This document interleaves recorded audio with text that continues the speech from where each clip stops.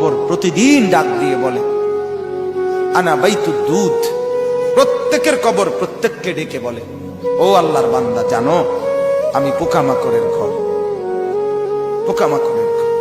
তুমি তো সেই বান্দা যে একটা মশা কানের পাশ দিয়ে উড়ে গেলে তোমার ঘুম বন্ধ হয়ে যায়, চোখ মিলে যায়। একটা মশার গুনগুন আওয়াজ সহ্য করতে পারো না।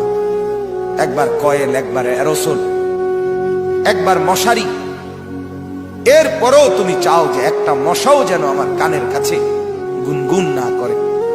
তো 5 ঘন্টার ঘুমের জন্য, 6 ঘন্টার ঘুমের জন্য বান্দা এই যত্ন নিলা, অনন্তকাল কিংবা বছরের পর বছর কবরের যে ঘুম দিবা, পড়ে থাকবা সেই ঘরে, পোকা মাকড়ের ঘর, সেই ঘরে তুমি ঘুমাইবা কেমনে, থাকবা?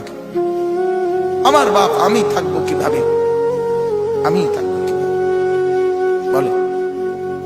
ভাবেন, আমিও ভাবি, আপনিও ভাবেন।